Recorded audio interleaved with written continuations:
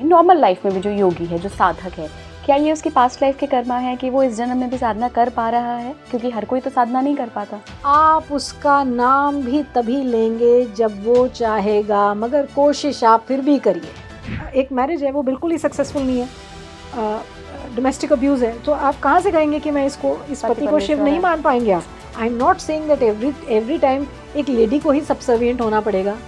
भाई वो शिव जो है उसको भी तो पार्वती मानना पड़ेगा ना। इंटरनेट पे ऐसे वीडियोस करते हैं, कहते हैं कि अगर आपके पास लाइफ में ऐसा हुआ था तो फिर अब ऐसा होगा। मैं पूछती हूँ, कोई आपके पास प्रूफ है इस बात का? कि आपको कोई भी बेवकूफ़ बना सकता है, इसका तो ये मतलब हुआ।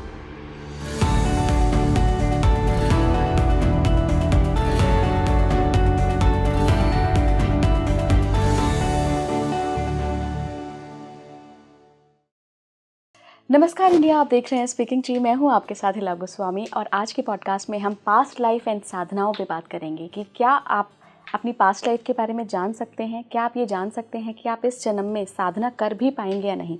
इन सभी चीज़ों पर बात होगी। मेरे साथ बहुत खास मेहमान जुड़ रही हैं। मनीषा आहूजा जी का बहुत बहुत स्वागत करती हूँ मैम। बहुत बहुत स्वागत है जी मैम। आज बात करेंगे हम साधनाओं पे, साथ ही पास्ट लाइफ के बारे में भी बात करेंगे। मैम, साधना में तो विरक्ति आती है। आप जितने ज़्यादा साधना करोगे उतना विरक्त होते जाओगे इस मटेरियलिस्टिक सोसाइटी से, दुनिया से। तो फिर फैमिली मेम्बर्स का क्या? उनकी तो एक्सपेक्टेशंस आपसे रहेंगी ही। अब जैसे कोई विवाहित स्त्री है या विवाहित पुरुष भी है, तो देखिए कर्तव्य को निभाएं। एक तरफ तो महात्मा बुद्ध थे, वो अपने पत्नी और अपने बच्चे को छोड़कर चले गए। वो तो अवतार हैं, है ना, 10 अवतार में नवम अवतार बौद्ध अवतार। तो विरक्ति आती है, मगर इसमें यहाँ पर एक सूत्र है, धन्य शूद्र धन्य नारी धन्य कली। कि कलयुग में नारी और शूद्र जो कर जाएंगे वो शायद पुरुष और बाकी जो वर्ग हैं वो भी नहीं कर पाएंगे। तो इसलिए मन को शुद्ध रखें, अपना कार्य करते रहें। अगर आपका पुत्र है, पुत्री है, आप उसी में कृष्ण को देख लें। आप अपने पति में ही शिव को देख लें और शिव की ही शक्ति हो जाएं। आप, ये रिग्रेसिव नहीं है लाइन, मगर ये पति ही परमेश्वर हो गया, ये पुत्र ही कृष्ण हो गया। तो मोक्ष से आपको कोई नहीं रोकेगा, चाहे आपको रोक नहीं सकता, चाहे आप मंत्र करें या ना करें। लेकिन मैम कई बार मगर ये कहने में अब बहुत सी ऑडियंस इस बात को अन्यथा भी ले सकती है। ये बड़ा रिग्रेसिव से बात कह रहे हैं आप कि क्या हमारा कोई वो नहीं। भाई अगर नहीं है वो परमेश्वर तो फिर उसे माया समझ लें, आप शिव को ही अपना पति माने। मैं ही नहीं कह रही हूँ, मीरा ने भी अपने पति को परमेश्वर नहीं माना है, point to be noted. Meera कहती है मैं कृष्ण से ही विवाहित हूँ। भाई तुम हो, पर मेरा पति तो वही है, वही मुरली मनोहर। तो इसलिए ये भी डायकोटमी हो सकती है कि एक मैरिज है वो बिल्कुल ही सक्सेसफुल नहीं है, डोमेस्टिक अब्यूज़ है, तो आप कहाँ से कहेंगे कि मैं इस पति को शिव नहीं मान पाएंगे आप? और ठीक है, उसमें फिर शायद वो अगर छूटना ही अच्छा होगा। पर एक जनरल पॉइंट है, if things are in an ideal situation, then this is also a way of looking at things. I'm not saying that every time एक लेडी को ही सबसर्विएंट होना पड़ेगा। भाई वो शिव जो है उसको भी तो पार्वती मानना पड़ेगा ना, या मानना पड़ेगा महाकाली प्रचंड है। बिल्कुल। तो लेकिन मैम कई बार हम देखते हैं कि जो गृहस्थ के लोग होते हैं, स्पेशली अगर हम मेल की बात करें, जो कि घर का मुखिया माना जाता है। मान लीजिए वाइफ हाउस वाइफ है, मेल है जो सब कुछ चला रहा है, लेकिन विरक्ति आ गई, फिर घर कैसे चलेगा? बच्चों को कौन पढ़ाएगा? पैसा कहाँ से आएगा? देखिए अब ये तो फिर अलग अलग आत्माओं का योग है। ऐसे बहुत से योगी हुए हैं जिन्होंने अपने गृहस्थ आश्रम को छोड़ा, अपनी पत्नी को छोड़ा और चले गए। फिर अब इसमें मैं क्या कह सकती हूँ? अब कर्तव्य एक चीज़ है, मगर कई बार वो आवाज़ जो होती है, जो आदेश होता है, वो बड़ा कड़ा होता है। और दूसरी बात ये, अगर इतना ही आपके मन में विरक्ति है तो फिर विवाह करें ही मत किसी स्त्री का। फिर आप उसको कलह या उसको सताएं ही क्यों? मगर कई बार अगर आप पीछे भी अगर थोड़ा हिस्ट्री भी पढ़ के देखें, योगियों की भी काफ़ी बार ऐसा हुआ है, स्वयं महात्मा बुद्ध। मगर अगर शायद स्त्री, जो महात्मा बुद्ध ने किया है, शायद अगर किसी स्त्री ने किया होता तो आप उंगली उठा सकते थे। ऐसा सोसाइटी है हमारा, मैं ये नहीं कह रही हूँ। पर कश्मीर में लल्लेश्वरी हुई हैं, आप पढ़े उनके बारे में। मतलब मीरा भी विरक्त थी, उनका विवाह हुआ, उन्होंने तो फिर भी कहा कि कृष्ण ही हैं। तो अब ये तो अलग अलग आत्माओं को अलग अलग अपना भोग लेना होता है और निकलना होता है। अब इसमें अगर हो रही है विरक्ति तो फिर हो जाए ऐसा, फिर वो अगर इतनी विरक्ति हो जाएगी तो फिर वो ऐसी स्थिति बना देगा कि आप करते करते भी छूट जाएंगे, फंसेंगे नहीं आप, फिर करते करते भी आप छूट जाएंगे, फिर वो उस पर छोड़ें आप, क्योंकि ये विवाह बंधन में भी उसी ने बांधा है और ये इतनी विरक्ति भी वही दे रहा है, तो फिर रास्ता भी वही निकाल के देगा। Surrender to the divine will, क्योंकि पत्ता भी नहीं हिलता उसके चाय बिना, ज़्यादा जूझना नहीं होता, बह जाइए फिर। साधना में कितनी पावर है मैम? हाँ, साधना में कितनी पावर है? आपके आगामी कर्म और क्रियामान कर्म, साधना है ना, वो क्रियामान कर्म का हिस्सा है। और प्रेयर से बड़ा, देखिए कलयुग में नाम का डंका है, कलयुग केवल नाम आधारा, तो उसका नाम लेने से सब कुछ हो सकता है। और ये ट्रांजैक्शनल कभी ना बनाएं, बिजनेस ना बनाएं इसको, मैंने नाम लिया उसने ये काम नहीं किया, ना करें। आपने सब कुछ दिया फिर भी उसने कहा नहीं अभी तुम्हारा ऑपरेशन होगा, या मैं तुम्हारे बच्चे को ले लेता हूँ, एक ये ट्रेजेडी दे दी। आपको एक साधक का ये टेस्ट होता है, वो इसे भी बर्दाश्त कर जाता है कि कर्म है, काल ने जो चीज़ लेनी थी वो ले ली, इससे आपके कि मैं नाराज़ हूँ, मैं ईश्वर का नाम नहीं लूँगा, मैं रुष्ट हूँ, ये सब बेमानी बातें। मिड लाइफ क्राइसिस बहुत हो रही है मैम, पता ही नहीं चल पा रहा है स्पेशली यंगस्टर्स को कि लाइफ का पर्पस क्या है जी। ये सिचुएशन क्यों आती है? देखिए जब तक प्राण चलता है तो चित्त पर चोट लगा सकते हैं आप, उस प्राण से मंत्र का वो मतलब एक वो कहते हैं ना बाण खींच सकते हैं आप। और चोट कैसे लगेगी, आप बाण चला सकते हैं। आप ओम का जाप कर रहे हैं, आपके प्राण चल रहे हैं, तभी तक आप जाप कर सकते हैं। और जाप करते रहेंगे तो चित्त की स्थिति ऑटोमेटिकली ऊंची हो जाएगी।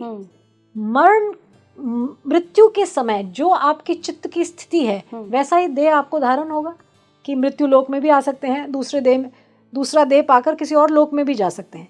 तो जो चित्त की स्थिति है उसके बेसिस पर ही आपको अगला देह मिलेगा। अब मेरी चित्त की स्थिति मैं कैसे बदल सकती हूँ?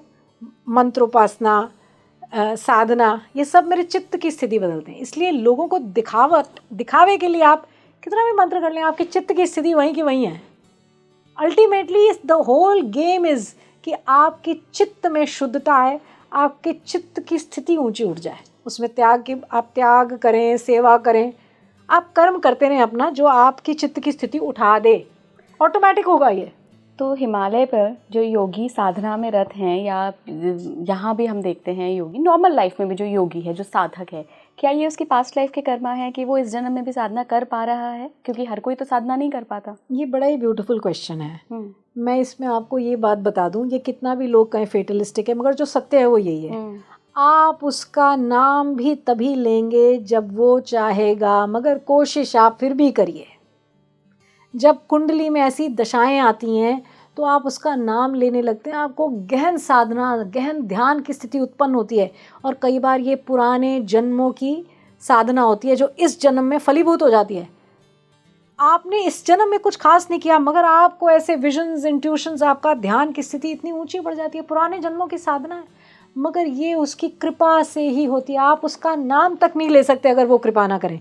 लोग कहते हैं हम एथीस्ट हैं, मैं कहती हूँ आप पर कृपा नहीं हुई, आपकी बुद्धि उसने तामसी की छोड़ दी। अगर आप पर कृपा हो गई होती तो आप उसका कहते कि जो सूर्य चंद्रमा को चला दे, जो हर चींटी फंगस को भी देख ले कि ये दही में ये माइक्रो ऑर्गेनिज्म है, तो आप क्या, हम और आप क्या चीज़ हैं, उसका नाम भी उसकी कृपा से लिया जा सकता है। मैम पास्ट लाइफ का साधक को आप कुंडली से बता सकती हैं? देखिए यहाँ पर मैं एक बात बोलूँगी, एक ज्योतिषी की अपनी लिमिटेशंस होती हैं। वो दृष्टिकोण द्वादशांश लगा तो सकता है, मगर जब तक उसकी अपनी साधना ना हो वो आपको पास्ट लाइफ के बारे में नहीं बता पाएगा। और अब तो ऐसा है कि लोग कोर्स करने जाते हैं और कहते हैं हमें पास्ट लाइफ रिग्रेशन आ गई। I am sorry, this is my personal opinion. एक योगी, एक ऊंचे साधक, एक गुरु के अलावा आपको आपके अगले पिछले जन्मों के बारे में कोई नहीं बता सकता। अगले जन्म के बारे में भी योगी बता सकते हैं? हाँ मैम ये तो बड़ा नया कॉन्सेप्ट है, कैसे? चल अब ये योगी जाने इसको मैं यही छोड़ूंगी। हाँ हाँ। आगे जाने का मेरा कहने का मतलब कई योगी कोई गुरु आपको कह सकता है अब ये आखिरी है, इसके बाद आप मृत्यु लोक पर नहीं आएंगे, तो ये भविष्य ही बताया ना। इस जन्म के बाद का तो ऐसा तो होता है बड़ी बार, राइट। तो ये एक ऊंचा, एक योगिनी, माने एक, ये यहाँ पर जेंडर वो नहीं ले रही हूँ मैं, योगी मतलब गुरु है ना, ऊंचा साधक, जो बहुत ऊंचे माने संत हैं, वो बता सकते हैं। और मैं खुद ऐसे लोगों से मिली हूँ, तो इसलिए मैं जानती हूँ। अब आप कहें कि आपको, कई लोग हैं जो इंटरनेट पे ऐसे वीडियोस करते हैं, कहते हैं कि अगर आपके पास लाइफ में ऐसा हुआ था तो फिर अब ऐसा होगा। मैं पूछती हूँ, कोई आपके पास प्रूफ है इस बात का कि आपको कोई भी बेवकूफ़ बना सकता है, इसका तो ये मतलब हुआ कि क्या पहले ऐसा हुआ था? आप पता तो कर नहीं सकते। फिर भी मैम कुछ तो ऐसी चीज़ होगी कुंडली में, जैसे हम ऑफ द कैमरा भी डिस्कस कर रहे थे कि साधना व्यक्ति कर पाएगा या नहीं, ये कुंडली से पता। ये नवम भाव से देखा जाता है, तो मतलब सिंपल ये है कि नवम भाव से आप देख सकते हैं कि आगे अब क्या क्रियामान कर्म कैसा रहेगा। पूर्व पुण्य हम 5वें घर से देखते हैं, पर ऐसे 5वें घर में जैसे कोई ग्रह बैठा हो, आपको अच्छा तुमने ऐसा किया था, ऐसा it's not as simple as that.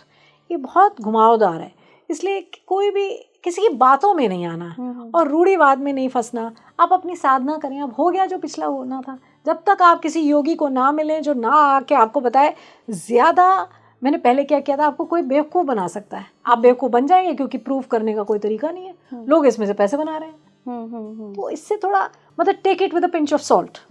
करा लें, आपको बहुत भरोसा है तो करा लें, मगर पूर्णतया यकीन न करें। मतलब करना चाहते हैं करें, हु एम आई, मैं कौन होती हूँ किसी को रोकने वाली। मगर आपके पास अभी ये दिस मोमेंट इज देयर, आप ईश्वर का नाम लें। अब क्या हुआ पहले उसको अब छोड़ें, क्योंकि कौन आपको, क्या आपको कितना कोई ऊंचा साधक मिला। कई बार तो लोग बहुत प्रिटेंड करते हैं पर होते नहीं हैं। जिन लोगों को विजन्स आते हैं पास्ट लाइफ के मैम, क्या वो भी उनके विजन्स ऐसे नहीं? वो तो आपका सेल्फ ट्रूथ इज एक्सपीरियंशियल, ये लाइन है, माने ये शब्द है कि ट्रूथ अगर आपको खुद ही आ रहा है, आभास हो रहा है, फिर तो आपका सत्य, वो जो आपको आभास हो रहा है वो सत्य, पूर्ण सत्य है, आपको ही आभास हो रहा है। आप किसी मीडियम के पास नहीं गए, मीडियम सत्य भी हो सकता है, सत्य भी हो सकता है, आपको खुद ही आभास हो रहा है। तो please follow the direction given in your visions. I follow the directions given to me in my visions. आदेश आपको आए तो आप वो करते हो। मुझे आदेश हुआ कि मुझे जाना है तारा काली को वर्शिप करने कलकत्ता में, मैं जाऊंगी, ये मेरा अपना आदेश है, इसके बीच में मैं किसी की बात नहीं सुनूंगी। मेरी इष्ट है भद्रकाली, तो अब वही मुझे अगर आदेश देगी तो मैं ना इसका सुनूंगी ना उसका सुनूंगी, मेरे को उसकी आवाज़ है। The rest doesn't matter, nothing matters. मैं अभी कैलकाटा होकर आई हूँ और प्रोटेस्ट चल रहे हैं, पर क्योंकि आवाज़ है ये, तो ना वो प्रोटेस्ट मुझे मैटर करते हैं ना मुझे, क्योंकि वो रास्ता बनाएगी, फिर जिसने बुलाया है वो रास्ता बनाएगी। बिल्कुल। Thank you so much ma'am, वाकई में बहुत सारी चीज़ें पता लगी, स्पेशली पास्ट लाइफ के बारे में जो हमने बात की इस पॉडकास्ट में, साधनाओं पे बात करी, काफ़ी कुछ नया था, काफ़ी। मैं थोड़ी रेडिकल बातें करती हूँ और मैं नहीं चाहती कि लोग सुपरस्टिशन में फंस जाएं, बार बार यही कराएं। इसका बिल्कुल भी यहाँ पर मेरा ये मतलब नहीं है कि जो भी पास्ट लाइफ बता रहा है वो गलत है। मैंने कहा इसमें सत्य और असत्य दोनों का मिश्रण है। बिल्कुल, भगवान करे कि आप उस व्यक्ति के पास पहुँचे जो सत्य बताए, बस इतना ही मेरा कहना होगा। Thank you so much ma'am. आप जुड़े रहिए स्पीकिंग ट्री के साथ। नमस्कार।